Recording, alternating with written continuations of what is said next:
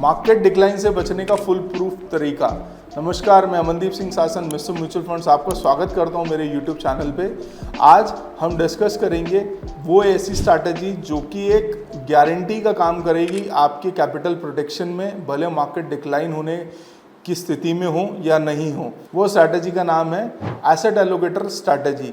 अब ये स्ट्रैटेजी क्या है ये समझने से पहले हम ये समझते हैं कि मार्केट को टाइम क्या किया जा सकता है, अगर किया जा सकता है तो कौन सी वो चीज़ें हैं जो आपको ध्यान में रखनी होगी। तो मार्केट को टाइम करने के लिए आपको दो बार सही होना होगा। सबसे पहली बार ये कि कब आपको खरीदना है और दूसरी बात ये कि कब आपको निकलना है।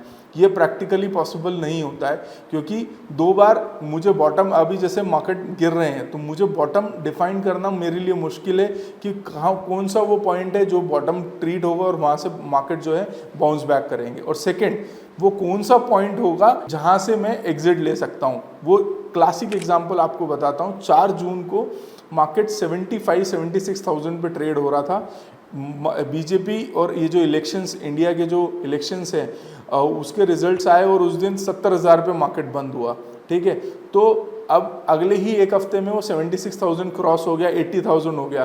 तो कई लोगों ने ये सोचा कि अरे 80,000 बाजार हो गया सेंसेक्स, अब हमें निकलना चाहिए। तो वो प्रॉफिट बुकिंग करके बैठ गए और रैली हो गई 86,000 तक। तो वो टाइम नहीं कर पाए। कई लोग ऐसे हैं जो 23,000 24,000 निफ्टी का लेवल था या 78,000 76,000 पे जब मार्केट था तब वो सोच रहे थे कि यहाँ से थोड़ा सा नीचे करेक्शन आएगा हम बाइंग करेंगे, वो नहीं कर पाए। तो मार्केट को ऊपर की तरफ टाइम करना और मुश्किल होता है। जब 86,000 जा रहा था तो बड़े बड़े न्यूज़ चैनल में ये दावा किया जा रहा था कि अरे दिसंबर एंड तक तो ये 90,000 जाएगा और अगली दिवाली जो है हम वो 1 लाख वाली करेंगे। अब हम कहाँ बैठे हैं, हम 79,000 पे बैठे हैं। तो मेरी ये स्ट्रैटेजी आती है जो है एसेट एलोकेटर की स्ट्रैटेजी।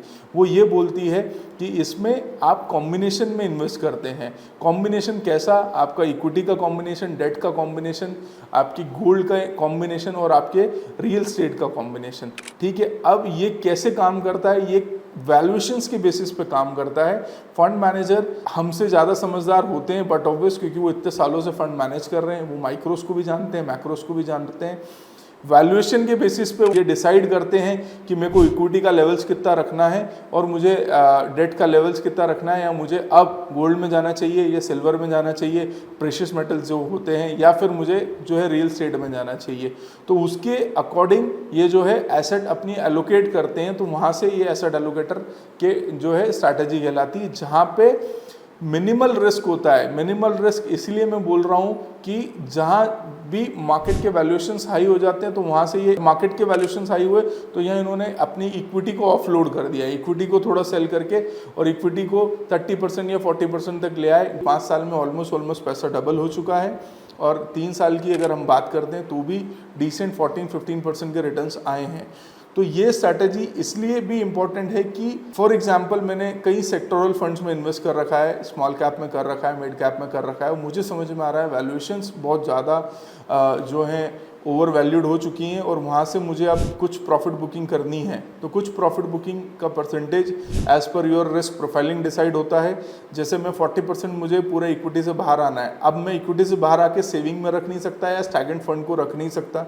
मुझे कुछ ना कुछ, जब तक कुछ मार्केट का क्लियर डायरेक्शन मुझे डिफाइन नहीं होता तब मैं क्या करूं, तो मैं नो ब्रेनर प्रोडक्ट की तरफ जाऊंगा। वो नो ब्रेनर प्रोडक्ट है ये एसेट एलोकेटर स्ट्रैटेजी, जहां पे मुझे नहीं सोचना पड़ेगा और मैं मेरा पैसा डिप्लॉय कर दूंगा for a shorter period of a time of 6 months to 1 year।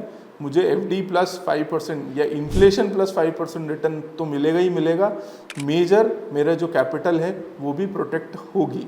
तो अगर आपको लगता है कि आपके लिए ये स्ट्रैटेजी है तो इसमें इन्वेस्ट करने से पहले अपने फाइनेंशियल एडवाइज़र या अपने जो भी आपके फाइनेंशियल कंसल्टेंट है उनसे डिस्कस कीजिए, आपके रिस्क प्रोफाइलिंग पे बैठिए, आपकी सेक्टर एलोकेशंस को रीअलाइन कीजिए। रीअलाइन करने से मतलब है, एग्जांपल से समझते हैं कि मैंने मिड कैप में 20% लगाया था और स्मॉल कैप में मैंने 30% लगाया था, बाकी पूरा 50% में मैंने 25% मैंने गोल्ड और सिल्वर में लगा रखा है और 25% मैंने लार्ज कैप में लगा रखा है। तो मिड एंड स्मॉल 50-50% ग्रो हो गए और स्मॉल कैप 70% ग्रो हो गया और लार्ज कैप जो हैं वो 30% ग्रो हुए। तो मेरा जो एलोकेशन है, जो पहले 20% खाली स्मॉल कैप में था, अब वो बढ़ जाएगा प्रोपोर्शनेट वाइज में, तो इसको रीलाइन करना भी ज़रूरी है। ये केवल और केवल आपकी रिस्क प्रोफाइलिंग बताती है। और अगर आपको ये वीडियो अच्छा लगा हो एसेट एलोकेटर स्ट्रैटेजी में, तो मुझे कमेंट करके बताइएगा कि आपको पर्टिकुलर किसी दूसरी स्ट्रैटेजी को समझना है या किसी दूसरे फंड के बारे में समझना है। मैं डेफिनेटली वैल्यू एडिशन आपकी फाइनेंशियल लाइफ में करने की कोशिश करूँगा। प्लीज़ इसे लाइक शेयर सब्सक्राइब कर दीजिएगा, और अगले वीडियो में फिर एक किसी इंटरेस्टिंग टॉपिक के साथ आपके सामने हम फिर आएंगे। आप सबका बहुत बहुत धन्यवाद।